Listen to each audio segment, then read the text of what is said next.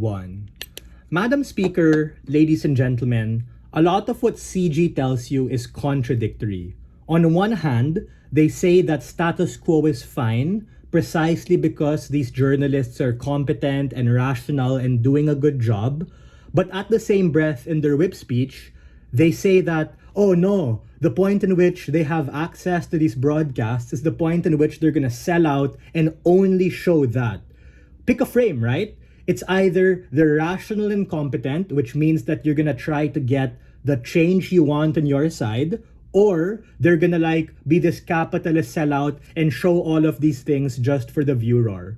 But we think we have to gravitate towards the middle, which to some extent, these traditional media outlets are rational, but as what everyone on OP already told you, they're rational, but they're biased and slanted to a particular administration because they're being paid to be able to forward particular agenda. So the point in which they gravitate towards some super hot issue because it's the biggest thing in the world is exactly where my partner's POI comes in. People in less popular or conflict-ridden states who are also captured and placed with a bag over their head in a dark room are left in the dark to be killed, and no one is going to know.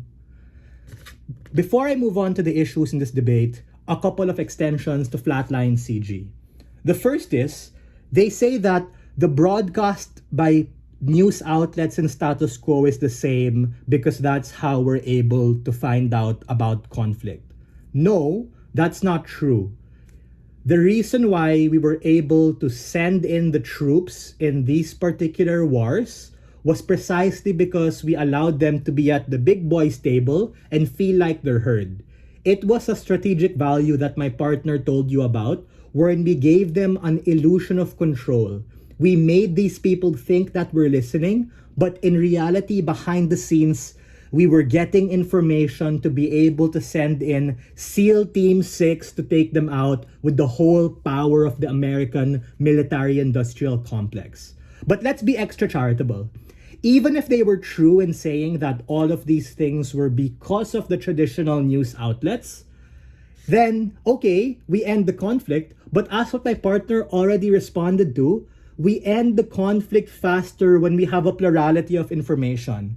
Because the intuition pump here is, why do we have to send more boots and soldiers and journalists if these people can dox themselves? Even if you're saying it's in a dark room that we don't know who they are because they're wearing a fucking mask, we're able to literally use satellite technology to try and crack down and figure out where they are. That's exactly how these things go. That's why in movies, when the person is on the phone, the police are like, bro, you have 2 minutes. Keep him on the line. Keep him on the line. Because every second, every ounce of information we have is able to turn the tide of war, wherein power and intelligence is ultimately important. So even if we see a small box on the ground, a small logo, a small color, a fucking tree in the background, those are additional information that we otherwise would not have access to had we not been able to see that. Sure, POI from CG.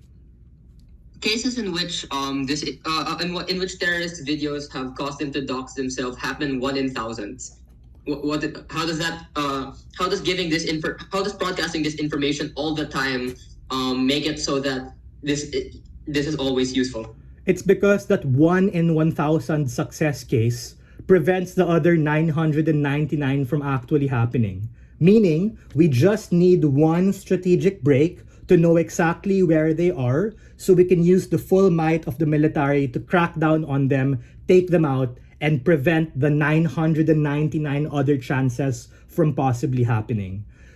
I'm not being idealistic. I'm saying it's not perfect, shit's gonna happen, but the success cases are where we actually assassinate these dictators who we tried to look for over the past 30 years. Now, what are the issues in this debate? There are 3 other responses will be integrated with my weighing. Number 1, where can we not go into war? Because we reject what opening told you that there are instances where we should. That's just a bunch of BS neocon Kool-Aid.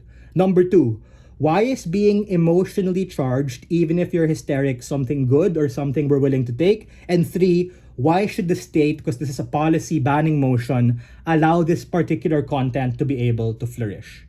The first reason is that because government says that, oh, we're just gonna show people being beheaded, that is bad, people are gonna freak out, you just legitimize radical and toxic ideologies. But we have to understand that the strategic value you get here is that even if these terrorists are bluffing that they're gonna kill someone, or they're bluffing that there's a fucking bomb, it's exactly the point in which we can redistribute our resources to go into particular areas where there could be a conflict. CG says, well, you're spreading yourself too thin. But my response is, we rather spread ourselves too thin and err on caution rather than not spread in all. Why do we beat opening government? We beat opening government simply because at DLO exchange, they already beat them. But furthermore, to take them out of the round, we simply are going to say that this hysteria happens on both sides, but at least on our side, there are more people feeling that hysteria, therefore it becoming a collective societal decision. Meaning if society fucks up, the people can't blame their government that they didn't have access to information, and the government can't lie and gaslight the citizens and say, we did our best. Because bro, we literally have more proximate information and plurality of ideals that actually push people to get involved in discourse and make a decision.